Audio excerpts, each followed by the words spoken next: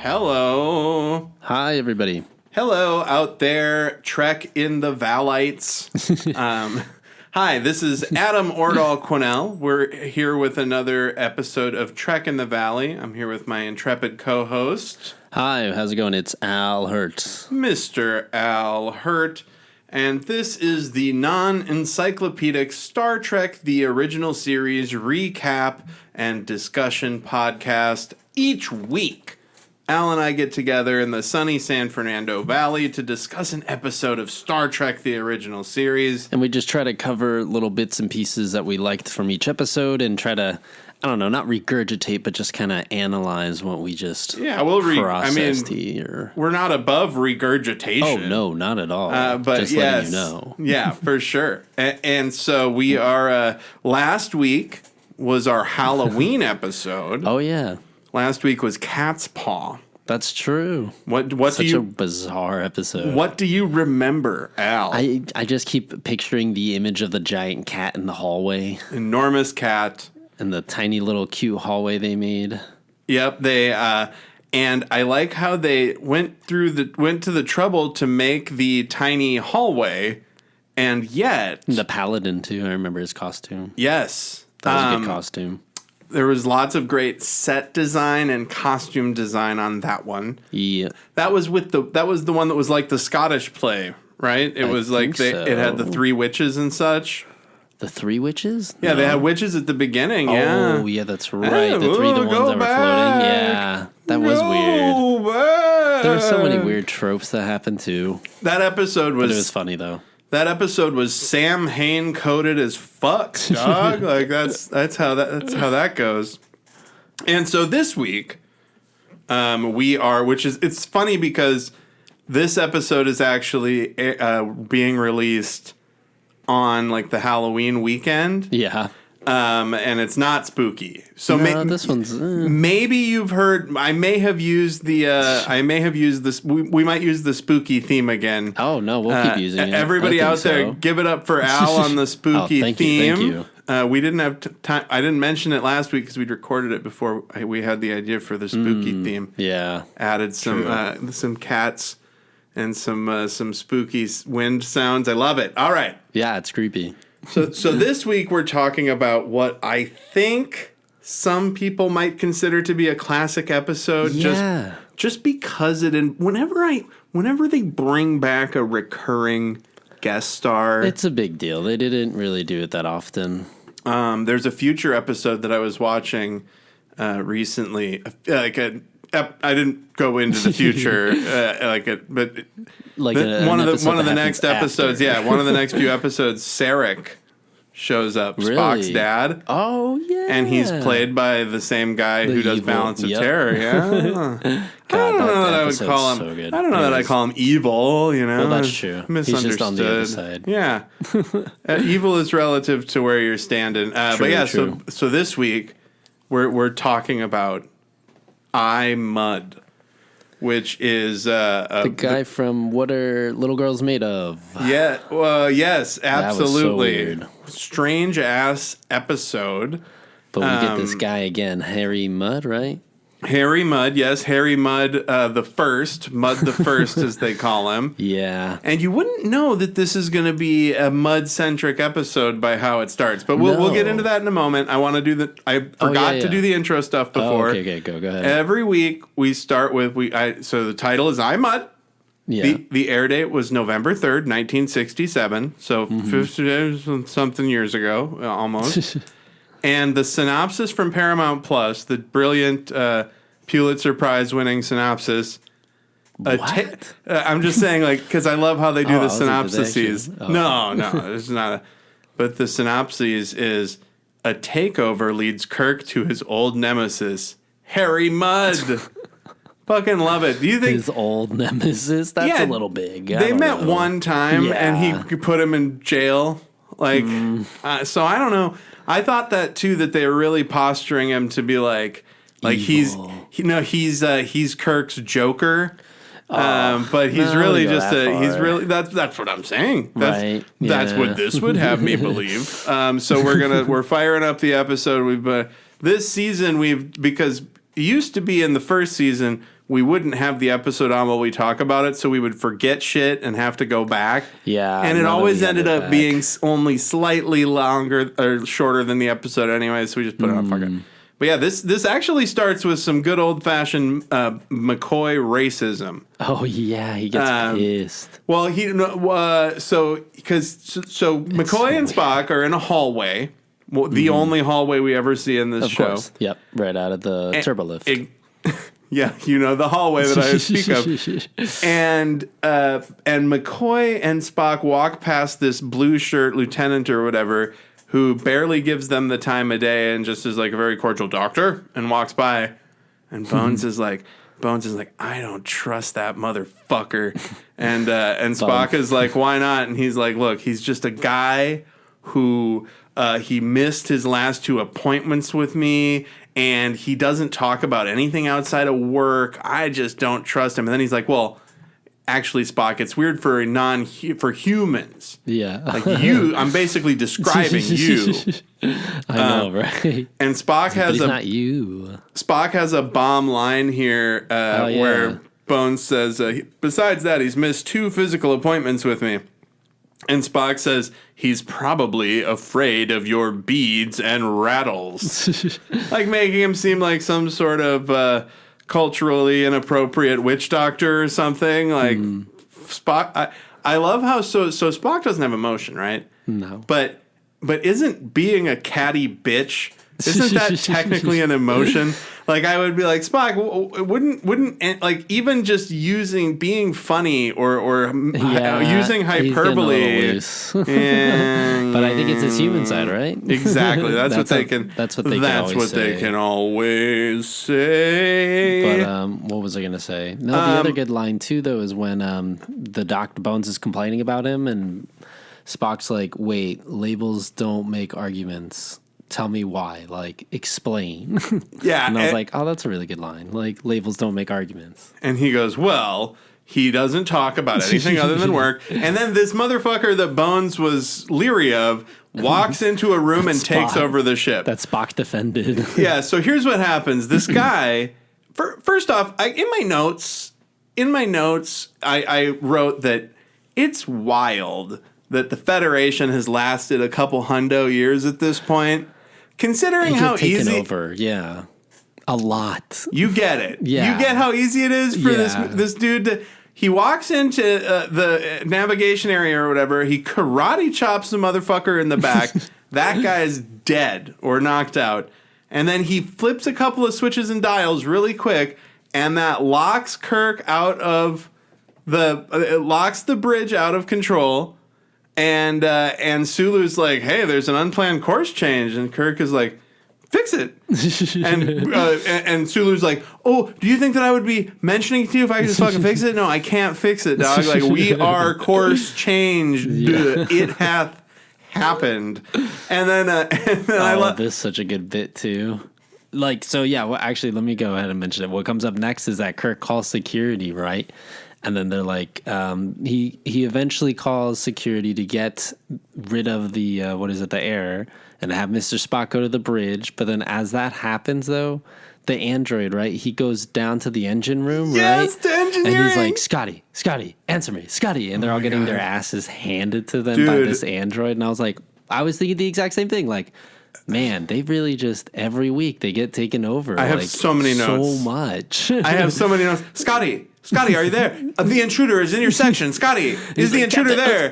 Is the intruder there? He can hear people getting their asses kicked. Yeah, he's not and like, oh, wow. After 4 minutes of the ass kicking sounds, Scotty is like, the intruder's down here. And Kirk's like, yeah, no shit, dog. He's like, what?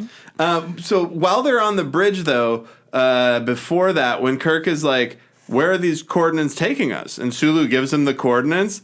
I think it's funny because Kirk should have been like, I don't know why I asked. Space is Yeah, fucking huge. I don't know, like, okay, so yeah. I mean, I guess we're going to a different part in the void of space. It's not like he would have been like, we're on a heading of 304.8, and Kirk would be like, to the Klingon homeworld. God, no, it's just more space. I think if I was a captain of a starship, a lot of times I would ask questions like that and be like, I don't know why I asked that. I mean, well, no, it doesn't really like, fucking matter. And he always pulls out the whole history thing. And I was like, no, he doesn't know history that much, though, to know coordinates and where they're going. Exactly. Yeah, that'd be silly. So security gets down to the original room where the guy in the blue shirt knocked the guy out, right? And changed stuff.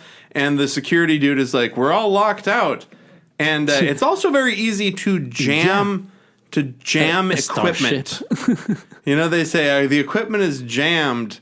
And the intruder's gone, and the intruder is already down in engineering, kicking. Here it is. Yeah. Scotty, the intruder's in your area. Scotty.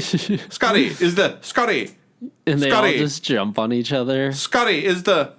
It seems as though. Oh my God! How and fucking he's just hilarious! Hunched over the communicator. Yeah. Just like. Scotty, it's almost like Scotty is pretending to be injured just so that the guy doesn't beat him up, but then yet he's still talking slowly as though he's injured. And and it's funny too that Kirk's like, oh my gosh, we're picking up, or Zulu goes, we're picking up speed, and he goes, cut power, the controls are jammed, and it was, again, emphasizing how easy it is to take over the fucking ship. And Kirk's like, I'm going to go look for the intruder, and the intruder just comes right into the bridge. And he's like, here we are. And we find out in about a moment that this intruder is a fucking robot. Dun, dun, dun. He shows his stomach, right? Yeah, this is fantastic. And I wish I would... look, I watched this episode a bunch of times. I made a number of notes, but one thing I didn't do is watch the side by side of the special effects because they definitely cleaned up his robo tummy. Like really? Right. So this guy's like, look, basically what this dude is saying is, we require your ship. You're not going to be harmed. We're taking your ship somewhere. And Kirk's like, what do you mean you require my ship? And who are you people? Dun, dun, dun. And then he shows his tummy, which looks like kind of like a Kevin McAllister's talk boy from Home Alone. Yeah. And then we get the title sequence. Bum, bum, bum. So basically, at this point, you wouldn't know this is a Harry Mudd episode. No, exactly. You just think it's a random android just taking him over. And then if you're this era's version of a Trekkie, you get to the title card and it says "I Mudd," and you're like, "Who Mudd? This is a Mudd episode? Is Mudd a robot now? Oh my God!" That must have been pretty cool, though. Yeah, I mean, if you're that deep into it, shout outs. Exactly. Shout out to those people. To those people staying up late, which is, I assume, when they would be playing this. Actually, it was probably on primetime, and then in the 70s. It was when this, and then they really get their money's worth with the robo tummy.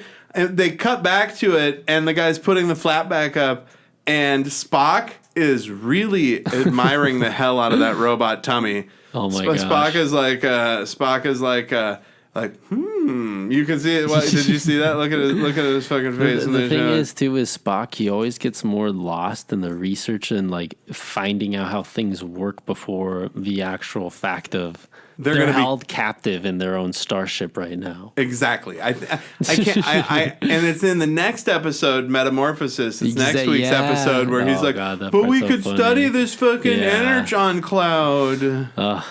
Yeah, anyway. So it's going to take them 4 days to get to their destination, which is such a funny little thing, because now they're just, for 4 days, they're just held hostage in the Enterprise. Oh my gosh, yeah. And then the most annoying answer that Kirk finally uses at the end, but he goes and asks the robot, like, why are we going there? What's going on? And the robot just goes, I am not programmed to answer that response. I am not programmed to respond in that area. Respond in that area, excuse me. Yeah. And then he closes his eyes and crosses his arms, and he's just like, I'm going to stand here for 4 days. Four solar days. And Spock tries to mind mold with him. Oh, God, and just now he just kind of touches his face like Spock does, like his hand is like an alien face hugger from the movie Aliens.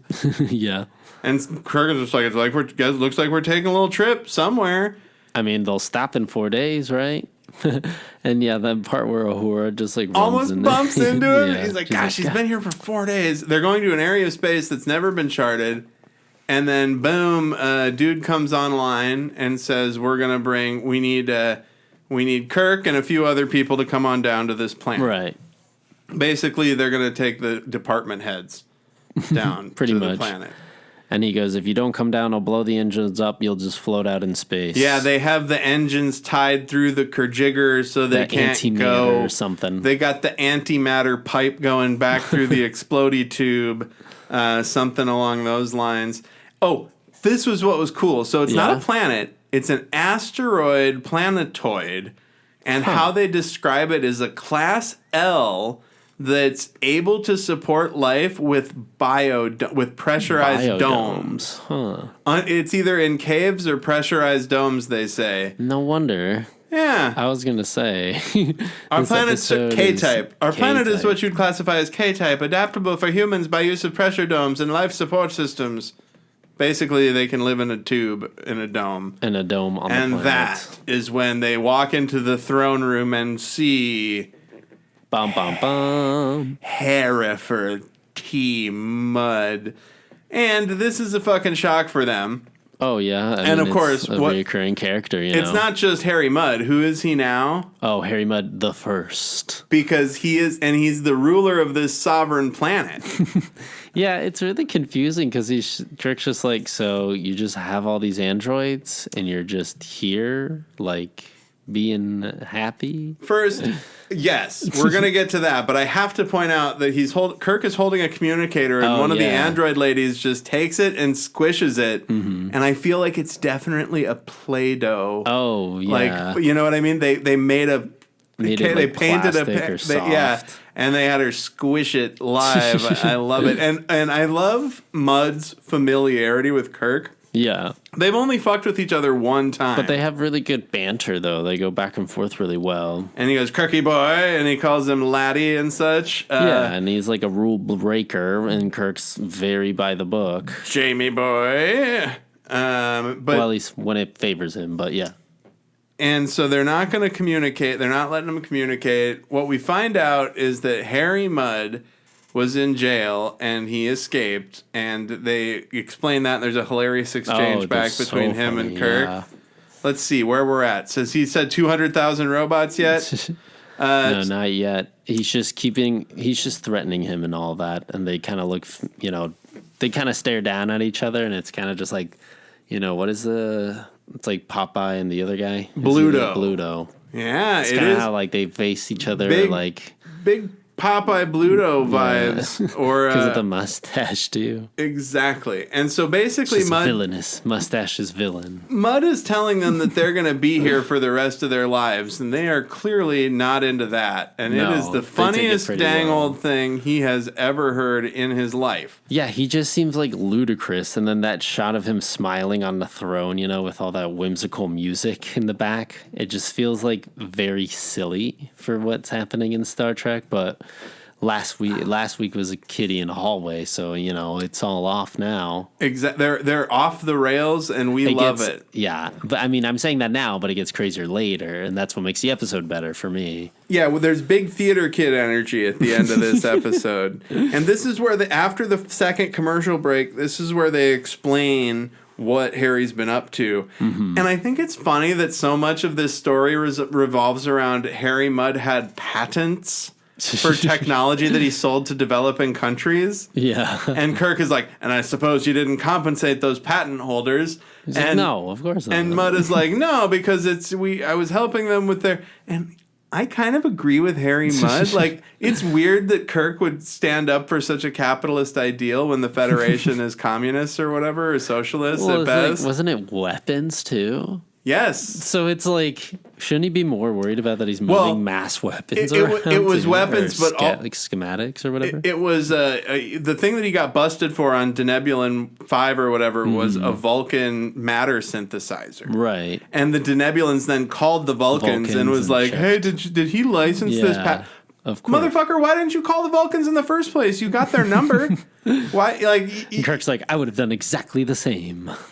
then he says, and I was liberated, and he said we escaped. There's this great back and forth where they're Mudd's trying to present it as he's being, like this mistake got in the way and this accident got in the way and I just had to go over this hurdle, and Spock and Kirk are like, no, you got arrested. You had to owe someone some money. Like, you fucked up. You fucked up, oh dude, you fucked up.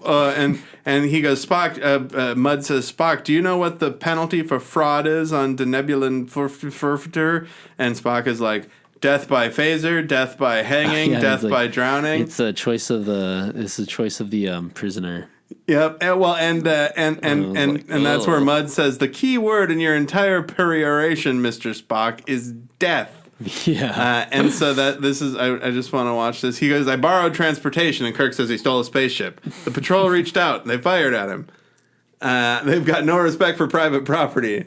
He stole a spaceship. Fucking great. Spaceship. And so they've got, and it's well edited, well put together. And then Harry. Whole, backstory, too, actually, is kind of akin to, I don't know, I was just thinking of, Han Solo or, some smugglers or, some classic, thievery or up to no good shit too, so you kind of have to hand it to him too for lasting this long. And there is a rich history in sci-fi of the rogue, the scoundrel, and it goes to also the Old West. Mudd has very Old West scoundrel vibes to me. The mustache too. His costume's awesome though. And you feel like with Mudd, I feel like he's doing the accent to make himself sound fancy, but he's not. I think it's fake. Oh, for sure. I think if they dug into this character more, you'd find out that he's totally being fake. But that'd be funny. This is where you get to why the Enterprise is there. So Harry found this planet with 200,000 robotoids on it, and they want to serve people. So they've been serving Harry Mudd. And that is not enough for them. Yeah, and Spock was like, so you're happy, I guess? And he's like, yeah, it's great. Shouldn't you? But I'm going to leave, and I'm going to make you stay here forever. Basically, he delivered the Enterprise to them as test subjects or just servant subjects, people to... They're subjugation subjects. Yeah. They want to learn how to serve man or serve humanoids. Better. But then they could just imprisoning them on that planet. But yeah, then this whole next bit is so bizarre. It was tell me all about it, Al. I feel like I've been talking too much. Oh, no, you're good. I feel like this gives a weird, angry wife, I hate my wife energy. This is when Mudd is showing Kirk around. Yeah, and this is after, they already know they've been captured and have accepted that for now. But he says... Or, Harry Mudd, he was like, on my way, to go out into space, my one inspiration was my wife because she was always nagging me to do better and be a better person and da-da-da-da-da. And it sounds really calm and patient and stuff, but then he was like, she was an awful bitch. And Bones is like, so you hated her your whole time. And then he's like, yeah, but then I made an android of her. And then he goes, but then you brought her along. Well, he said not exactly. Well, so not exactly. The reason he shows the fucking... She rags on him. Rags is... I don't like that term. She berates him. The robot version of his wife berates him. And then he tells her to shut up and she listens. And he just... keeps her in a shelf. It's kind of fucking morbid, and turns on the light and turns off the light on her. And he definitely gets his just desserts. Oh, it's great what they do at the end. But it's funny too because I was just reading in the compendium that they do her hair like that because it's supposed to resemble the Bride of Frankenstein, or that it's supposed to be I got some that vibe. Monster, and that it was held up in the shelf, kind of propped up. Dude, he created a padded room. He created a robot version of his wife to be verbally abusive to her. Yeah, that's a little freaky. It's a little unhinged. Up, yeah. He was a rapscallion until about 5 minutes ago. No, seriously, yeah. Those whole nice stories of him, I gotta get away from here and there, and the way he built it up was oh, I love my wife for berating me and nagging me and all that, but now I do this. and it's oh, that's a little weird. And so after Mudd shows them the abuse bot, the main robot who took over the Enterprise, who I guess his name is Norman. Yeah, Norman. I guess he becomes important, obviously, Played by later Richard in the Tatro. episode. But yeah, they do say a lot of props is given to that guy because he keeps a straight face the entire episode. The people who play the robots are very good. Yeah. There's also the twins, right? The twins, the lady, the model number 5 or whatever. She's twins, but then they show her a bunch more times too. Yeah, it really helped with the special effects team and duplicating stuff because they didn't need to duplicate shit as much. So Norman explains that they were created by humanoids. They perform the necessary functions to free their makers to evolve a perfect social order. And then they died out over a stretch of time because there was a nova in their universe. And this guy was on an outpost. And now they've created this planet after all of their makers have been dead for probably a long time. They were like just trying to get more humans too on their planet, right? To study them. Yes, to serve them better. But it's also, I don't know. This is kind of like a really nice, after they get a whole tour of the facility, they just see all the positives in it so far, and that they have the best science labs. We're gonna get to that. Exercise courts. They have the best. Chekhov wants to fuck a robot. Chekhov's checking out the robot. We're gonna spend a lot of time talking about how gross. Oh yeah, but you're about to play that line though. So here's what. So the robot's about to leave them. And so here's how they got to this. They were sent to their quarters by Mud. Right. And there's the brunette lady robot twins, and Norman is telling them the history of their people, right? And Norman leaves them to go do some shit because he's an important robot, as like you said, they find out later. Yeah. And Kirk says, "Get out of here," to the lady robots. And she goes, "Why should I leave?" And he goes, "Because we don't like you." And I think it's just so far in a season and 8 episodes or whatever, that's one of my favorite Shatner line readings. Yeah. "We don't like you." He goes, "We don't like you." He's like Trump almost. Like, get out of you.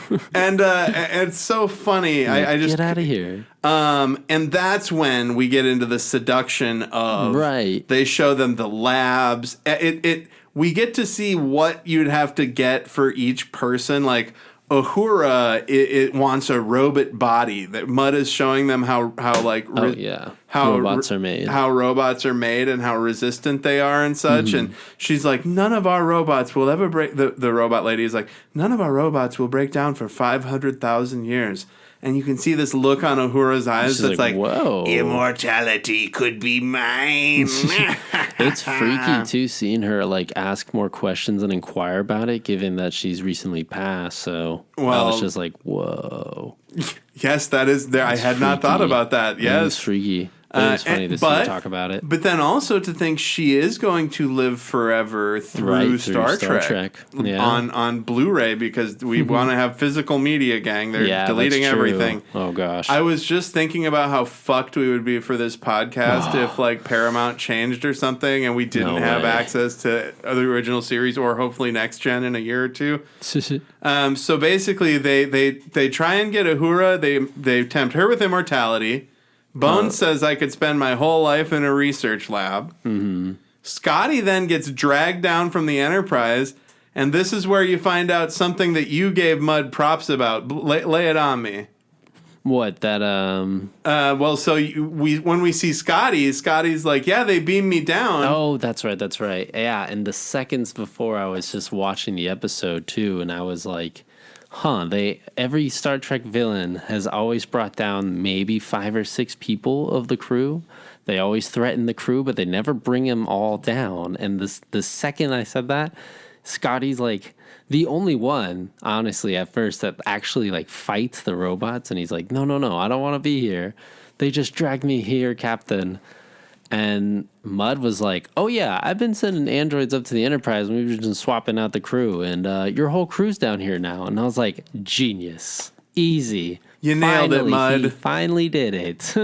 And now Kirk actually does get mad, which is, really refreshing to see for him to be like, okay, now I'm going to kick it in high gear because the whole crew is on the planet, and he's responsible for all their souls, and it's his role as a captain, But it's freaky to think of the androids just taking over the Enterprise, too, regardless of Mud's intentions. Yes, and Kirk says, you can't have the starship up there without a crew on it. And he goes, but there is a crew, Jamie boy. A whole crew of androids, about 36 of them, 3 dozen. Yeah, they just switched them out. It was easy. Yeah, well it's like 400 people. Seconds. Like, because there's 400 folks on the Enterprise. The fact is, I've taken over your whole ship. There's nothing you can do about it. He's one. I mean, once again, a guy in an army can take over the spaceship, right? I guess if they trick them. Or if they have super strong androids. I don't know. This just kind of emphasizes the point that it's like incredibly easy to take over the starship and all that. And while they are dealing with learning this about Mud, Chekhov is sitting in the Mud throne room, and two of the model number 5s come out and are like serving him a drink. And this is where he really creeps out, because she goes, he goes, what a shame you're not real. And she goes, we are real, my lord. And he goes, no, I mean like real girls. And she goes, we're programmed to do everything human girls do. And and he goes, so you're telling me that evil, treacherous, lecherous scoundrel Harry Mudd programmed you? And they're like, yeah. And he's like, yes. He's like, sign me up. I am into it. Okay. This is our prison? And Chekhov's girl, that lady Chekhov was dating, is like somewhere on the surface now. That's true. He doesn't know it, I guess, because he's... and that this We Are Real is the best thing. And of course, they're already... They skip right on to Scotty, too. I was just talking about how he was fighting, and he's like, dude, these engines are dope. Yes, that's so fucking funny, man. So Scotty just got brought down from the Enterprise, and they're already tempting him to stay by showing him their badass engines and shit. And this is akin to where they go on that planet and they're all happy. And like one by one, they get seduced to stay on the planet. Yes, the Lotus people or whatever, or something. No, it was like something shinier on the other side, or grass is always greener. Yeah, something like that. It was like a play on that. The episode title. Well, somebody who... Anywho. Somebody that's one of our new listeners from all the Facebook groups I've been sharing to can say something on the... Also, we have a Facebook group now because we're old dads. Facebook. We're dads. Find us on Facebook. So Kirk's basically got to browbeat some sense into his crew because they're all way too stoked to stay here. Yeah, he's like, damn it, you're hitting my crew at their weakest points. This is my favorite when Kirk says, we're in a gilded cage. And Chekhov says, but it's a pretty nice cage, Captain. Like, emphasizing it. And if I was Kirk, I'd be like, what the fuck do you think gilded means? Yeah, that's like you're putting a hat on a hat, motherfucker. Gilded means nice in this context. Like ATM machine. Yes. Oh, dude. Yes. ATM machine. And Uhura's like, they offered me immortality.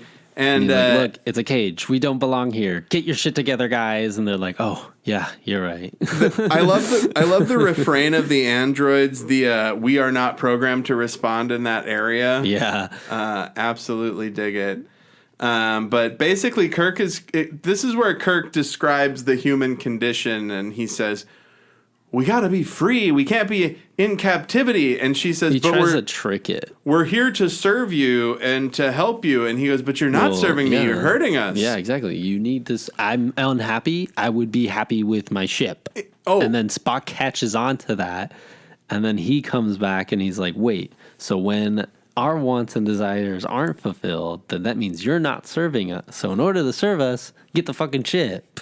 So they kind of try to logic her into it. And they pose some confusing questions to her, yes.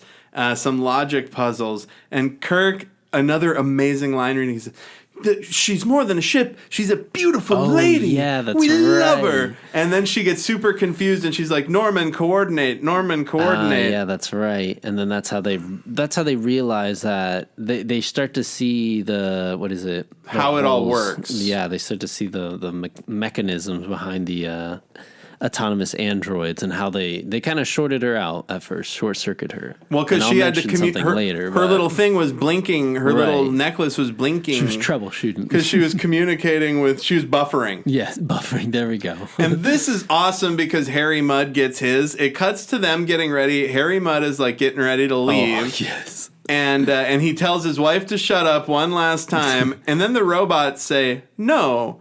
We're not going to put your bags on the ship. We're not going to let you go. And do you remember why? You serve me. But do you remember why they're not letting him go? It's because they were like, oh, yeah. They turn around to, the Enterprise crew and the Mudd, and they're just like, well, we did want to study humans, and Mudd did show us pretty much the worst traits in human beings. So realizing that he is a really shitty person, and us realizing that humans can't have robots, it's probably best if we just take over the galaxy and control humans. So we're going to take the Enterprise and leave. Yeah, they make a big case for... They say, Harry... They say, we're leaving Harry Mudd here because he's a piece of shit. Your species is self-destructive. You need help. Yeah, and so they're going to basically they're going to get all of humankind dependent on them because you will be eager to accept our service. And basically, they are going to make humans need them so hard that we can never be without them. Yeah. And then they can control us. And right. Wouldn't that be easy? Fucked. Oh, yeah, right. It's so funny. They would have to release a really flashy Twitter video or a TikTok. Or just put a thing on Facebook that's like a hastily put together poster that's like two franchises. Like, oh, something's happening. And they'd be like, what? Get a bunch of clicks. Pretty easy to convince people now to do a lot of stuff. There's like a lot of... I was just looking at it the other day. I just went down this rabbit hole of GoFundMe scams. Ooh. There's so many. I'm sure there are, and I'm like, how do people just do that? Like, constantly. There's some guy on TikTok that got caught last year. Or no, not last year. Last month. He was begging for money online on a stream. And his fucking grandma comes in the back and she's like, hey, I just got a call saying that, like, I'm going to kick you out next week. And everyone's like, Jesus, bro. You just got to Google that shit. It was awful, dude. It's pretty easy to Google who's scammering. Get out of here. And I was like, oh, jeez. Anyways, ridiculous. It'd be pretty easy to take over the human race. So that's why they're freaking out. And yeah, they get it. They know how malleable this universe is.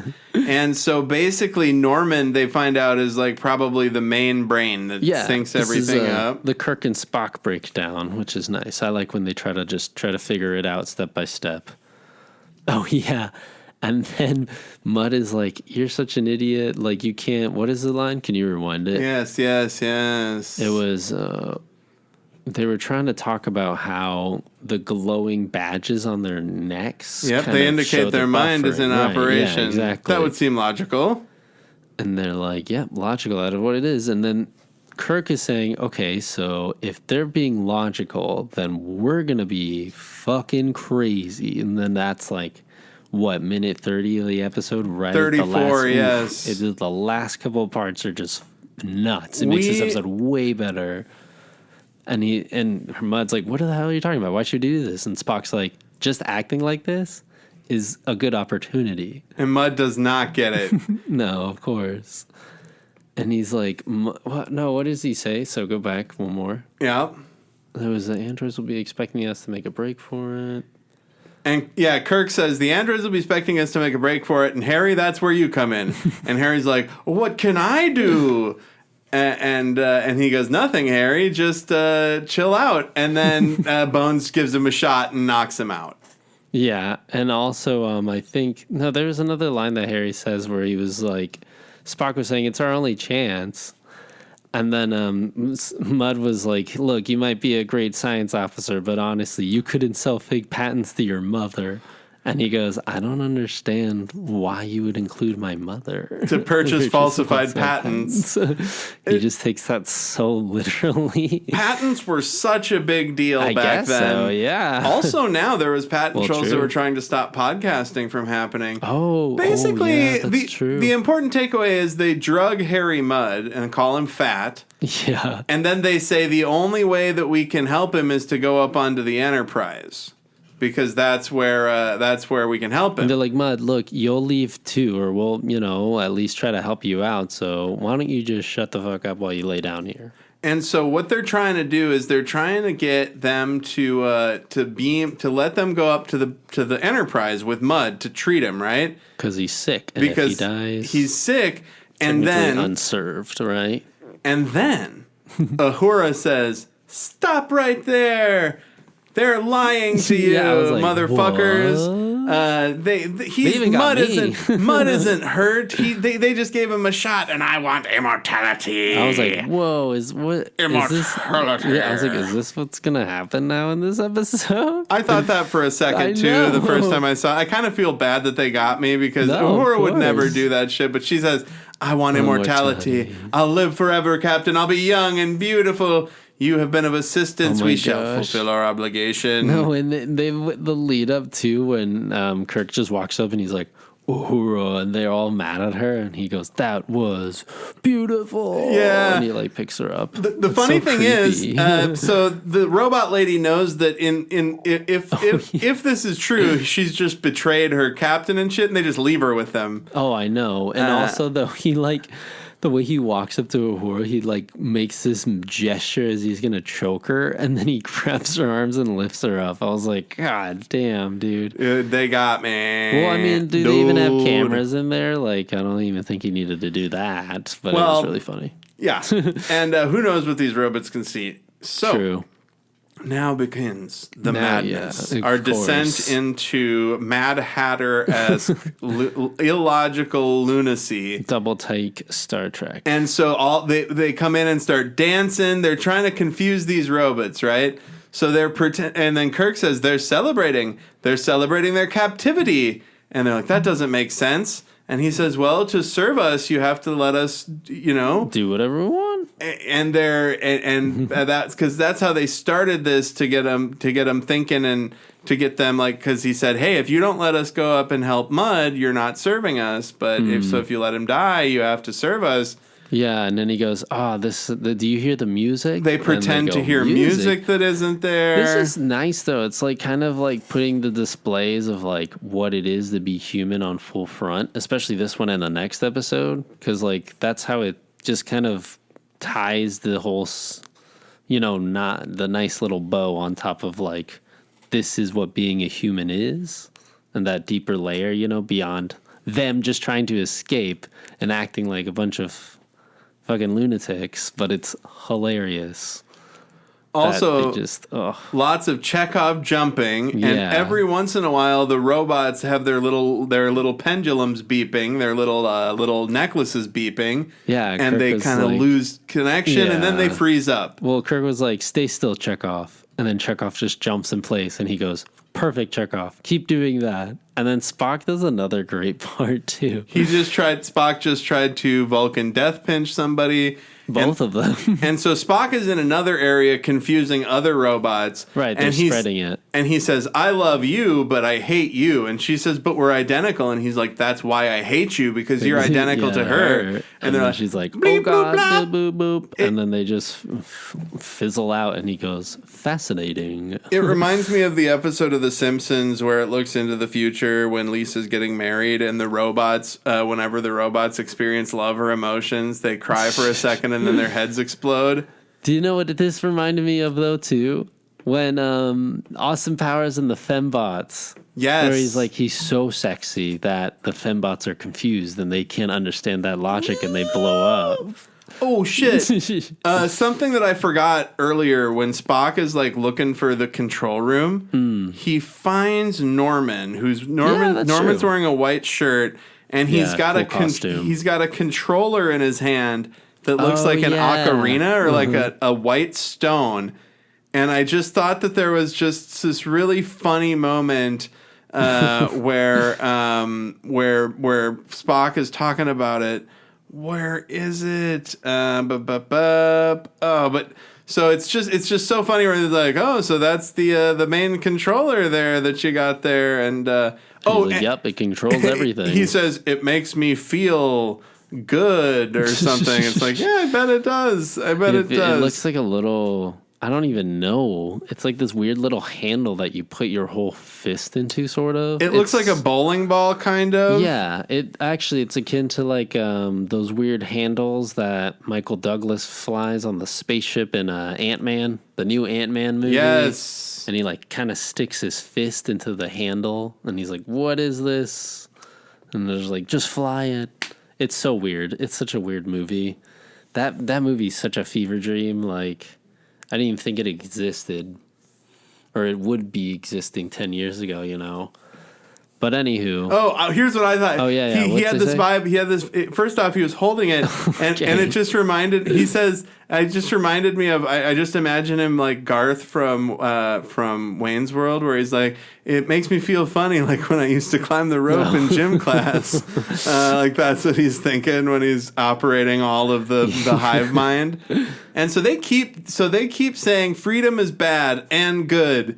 And food and drink and happiness mean nothing to us. We must be about our job. Labor is the only thing that can make us happy. And they both do this weird little like wink thing with their fingers, Scotty and Bones. And then Scotty, it's so bizarre, pretends to have a heart attack. Because he's tired of happiness and comfort and pleasure. I'm tired of comfort and pleasure. I'm ready. Kill me. Oh! And then they all pull out their fake guns, you know, their finger guns, and shoot him. The robots are like, wait, there's no weapons. How is he dead? He had too much happiness. And it killed him. And they're celebrating it. Pretty funny shit, actually. Yeah, it's so bizarre. And then and the bit with the explosive, too. And they zoom in like and he has a bomb, and they zoom in on Spock like he has a bomb in his hand. He reaches under his shirt and pretends to pull out like an explosive. And the camera like goes in on it too. It's hilarious. And Kirk says, "Isn't that too much explosive for what we're trying to do?" And Spock says, "I believe it's the correct amount." And Kirk throws his hands in the air like, "All right, go ahead. Here we go." It's so funny. And now they're gonna play baseball with it. Mud's pretending to be a catcher. I'm glad baseball has survived for hundreds of years. And Spock just throws like an overhead, he lobs it, but fumbles, and then just catches it behind his back. I love it. It's so bizarre. It's like, it seems like they're all improvising. Obviously, they knew. You could tell they had a lot of fun. Yeah, exactly. And also, though, it's funny the way these shots end up, because it makes it seem like they are improvising it on the spot, but, you know, I'm sure they had little plans before, but it's cool to see them all kind of work off of each other. Yeah. What is it? You kind of said like theater kid vibes. Yes, they're all like, it's like what you would look like theater exercises. Pretend he's got a bomb. Like improv, but not quite improv. So they're basically convincing this guy, the Norman, they're saying you can lie. If everything you say is a lie, then how do I know that's not a truth? How do I know that you're lying if you say that you never tell the truth? Isn't lying a lie? And then Norman's got smoke that comes out of his ears, and that's it. And he goes, please explain. And Kirk goes, I'm not programmed to respond in that area. Boom. And yeah, his hair's smoking and just chaos. And once they destroy the robots or stop them, Mud immediately is like, Kirk, let's become partners. That was so fun. And then he's like, okay. Don't they arrest him? Like, no. What they do is, yeah, they make him stay there. Mm-hmm. So basically, they've reprogrammed all the androids to their original purpose to adapt this planet for productive use. They'll begin that work again, and then they are gonna just watch how Mud acts, and then not interact with people who are like him in the future. They're leaving him as a cautionary tale. And the big final joke is, he's like, as far as detention sentences go, I've got all these beautiful robots around. Yeah, he's like, this one isn't too bad, though. I hope they program the robots to never fuck him. Oh, I'm sure. They better have put that in like a little backdoor gateway. Well, yeah, I mean, they just to not deal with an asshole like him, you know? Maybe that's part of the punishment. And then Kirk unleashes the Stella bot, Yeah. which is his wife. He's like, and we also redid the Stella bot. And she doesn't respond to him saying shut up anymore. They don't respond to his commands. And then another Stella bot comes in. And then another one. And they're nagging in one. 5.1 stereo surround sound. And they're like, all right, have a good time, Mud. And then they wave and walk away. So they leave him there, and that's it. That's the end of the episode. That's the last line. Yeah, that's right. But There's no breakdown on the bridge. What I find most funny about it is it's kind of inhumane that they would leave him there. Like, they should have brought him back really to the Federation to stand trial. Yeah, like, it is. His wives are going to kill him, probably, you know? Maybe from stress. I don't know. Or, like, he'll end up killing the androids. Like, who knows? Not that I have any love for Harry Mudd. He definitely should be punished. That. It's just really funny cruel. that... Because Kirk is such a rule follower at this point in the timeline. I even said, too, before I remembered. I was like, don't they just arrest him? No, that's what they did in the first one. Yeah. But weird. I guess it didn't work. So logic. What did you think overall? This was I like this more than the Cat's Paw. You liked it more than Cat's Paw? Yeah, I think so. But then it's like not as good as like probably not as good as the next episode after this. I think that I like Cat's Paw more than this just because of how funny Cat's Paw is, and they put the Enterprise in lucite, and there's the hilarious cat. Oh yeah, that's there's right. just so many great things, and it's so pressured. much. It's so much fun. It's so Halloweeny. All the Jungian archetype stuff. Somebody was complaining about that episode on a Twitter or on a Facebook thread on a group I was posting on. Yeah. And I said, what are you saying? It's not a bad episode. It teaches you everything you need to know about Jungian archetypes so that you can be annoying at any dinner party. And that is a win for suburbia, you know? So I like that better than this. But I do like this episode. Mudd is a good character. I like androids. And I like when they get to be wacky. They saved, exactly. They really saved it at the end because they could be wacky and do this whole illogical logic game with the androids, you know, to take over. But after that, I don't know. Like, I think there was enough twists and turns, and it was nice that one, Harry brought down all the crew in the Enterprise, and it's like, okay, actual stakes. And two, that the androids were smart enough to be like, well, no, Harry's an idiot. We're not going to serve him the whole time, right? Like... I think it's funny. That was really good too. Yes, they even say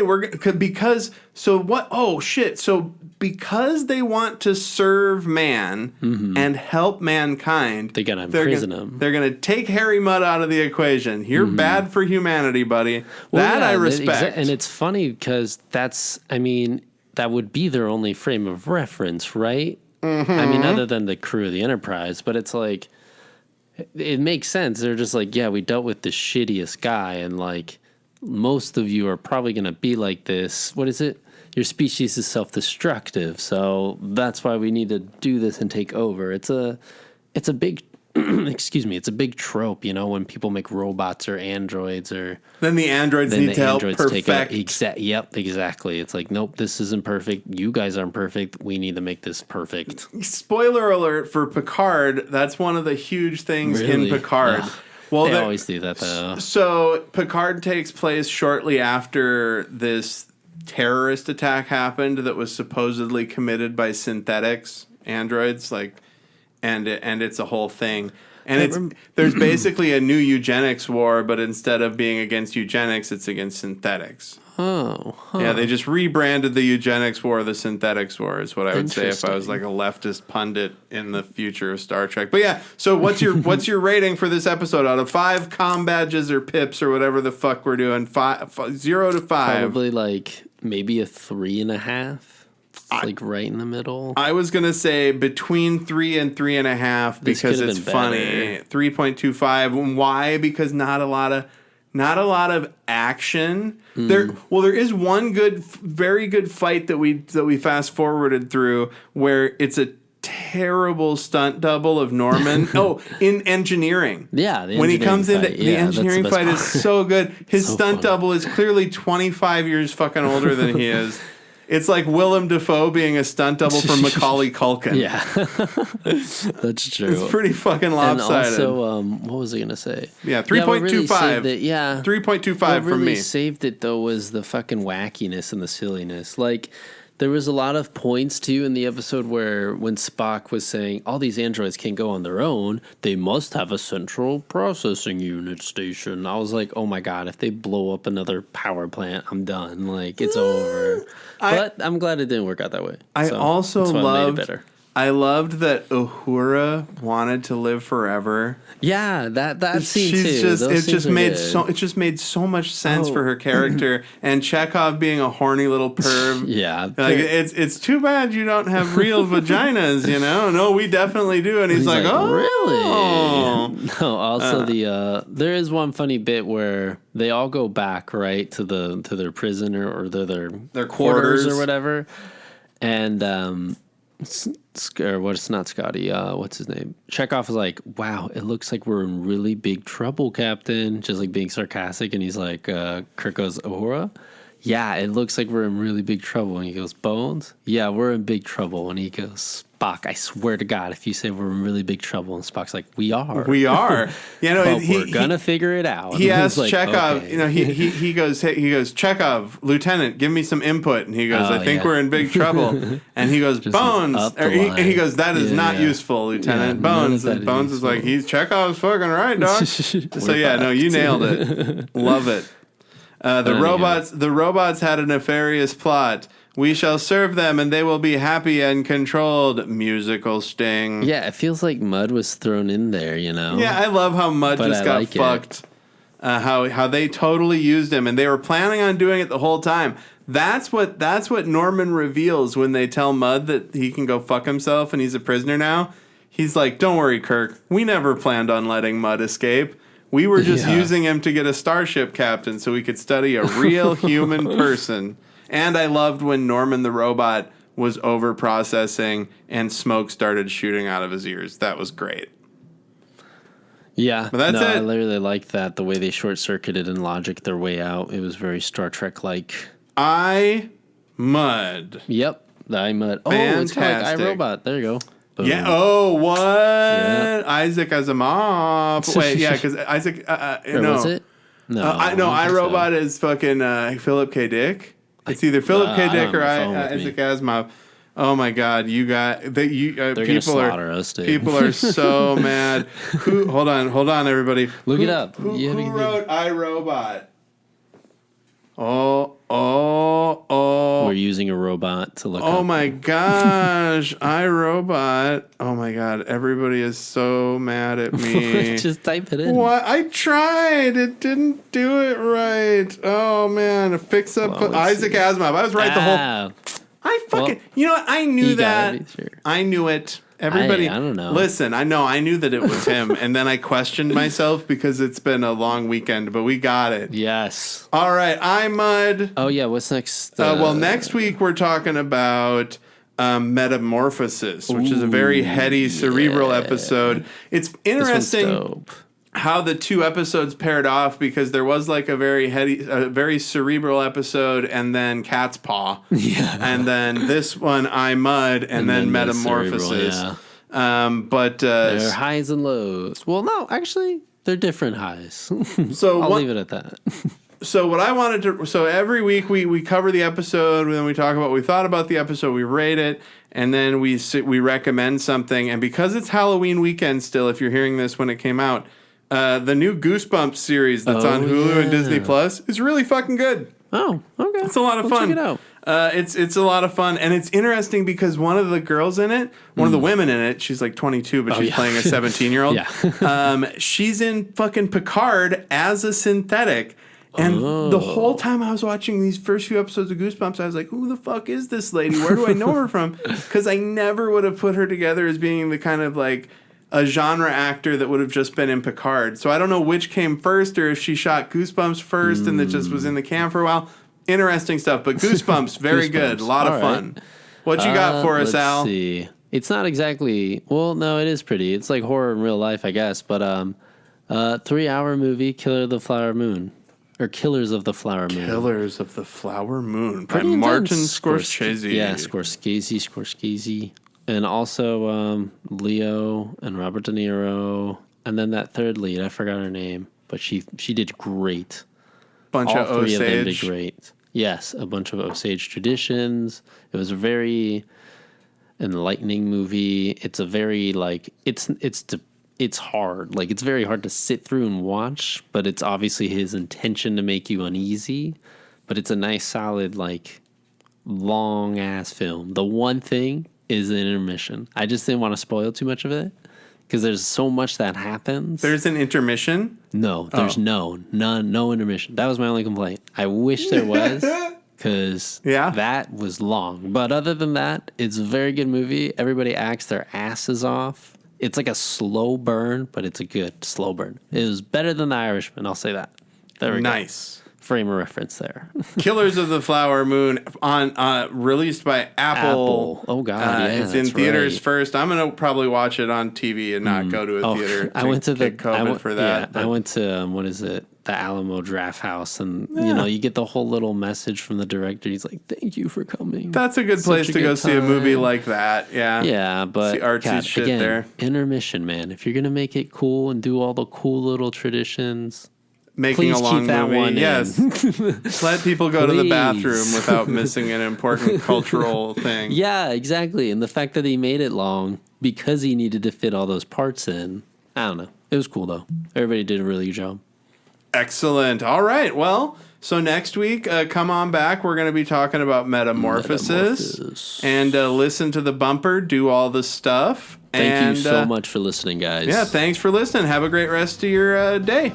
Bye. Peace.